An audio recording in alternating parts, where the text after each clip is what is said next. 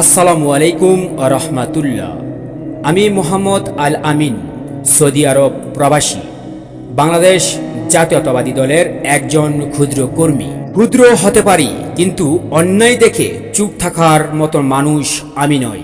আমি মুরাদনগরের সন্তান এবং আমাদের প্রাণপ্রিয় নেতা সাবেক ধর্মমন্ত্রী কাজী শাহ মোফাজ্জল হোসেন কায়কুবাদ দাদার আদর্শ বিশ্বাসী একজন কর্মী। তিনি শুধু আমাদের এলাকার নেতা নন, তিনি সারা বাংলাদেশের একজন সম্মানিত, ত্যাগী এবং ন্যায়পরায়ণের নেতা।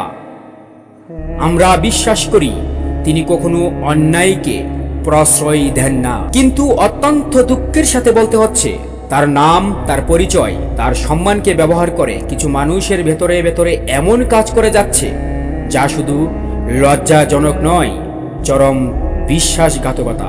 আপনারা কেউ কেউ হয়তো ভাবছেন আপনারা দাদার আত্মীয় স্বজন বা কাছের মানুষ বলে সবকিছু করে পার পেয়ে যাবেন, কিন্তু খুব স্পষ্ট করে বলে দিচ্ছি, এই ভুল ধারণা থেকে বের হয়ে আসুন। কারণ আমরা জানি এই সব অপকর্ম তার অজান্তে হচ্ছে। তিনি জানলে এক মুহূর্ত সহ্য করতেন না বিচারের নামে টাকা খাওয়া, এক পক্ষ থেকে নেওয়া আবার বিপরীত পক্ষ থেকে নেওয়া। এটা কোনো রাজনীতি না, এটা সরাসরি দালালি আর প্রতারণা।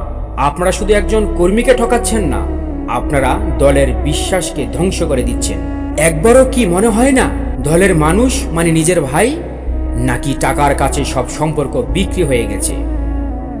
আমরা যারা প্রবাসে আছি, আমরা হয়তো দেশের মাটিতে দাঁড়িয়ে রাজনীতি করতে পারিনি, কিন্তু আমরা চুপ থেকে বসে থাকিনি।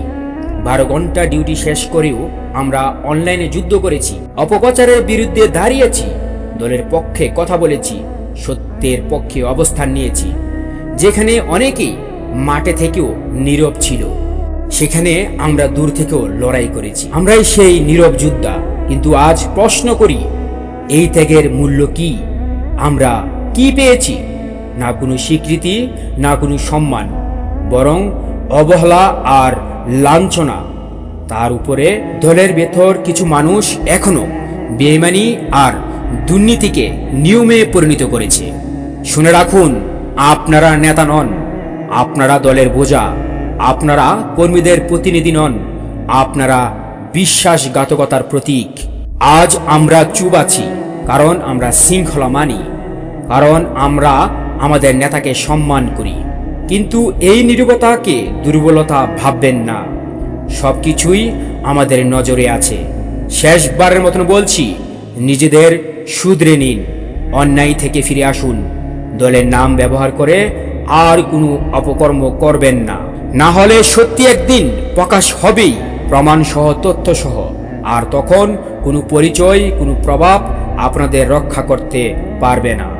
মনে রাখবেন, প্রবাসীরা শুধু টাকা পাঠায় না, প্রবাসীরা দেশের জন্য লড়াই করে, দলের জন্য লড়াই করে, সত্যের জন্য লড়াই করে। আমরা দূরে আছি, কিন্তু আমাদের হৃদয় দেশের মাটিতেই। এটা কোনো অহংকার নয়, এটা একজন ক্ষুদ্র কর্মী বুক ভরার কষ্টের কথা। এটা একটি সতর্ক বার্তা এবং এটি শুধরে যাওয়ার শেষ আহ্বান। সবাই ভালো থাকবেন, সুস্থ থাকবেন আর নিরাপদেই থাকবেন। আসসালামু আলাইকুম ওয়া রাহমাতুল্লাহ।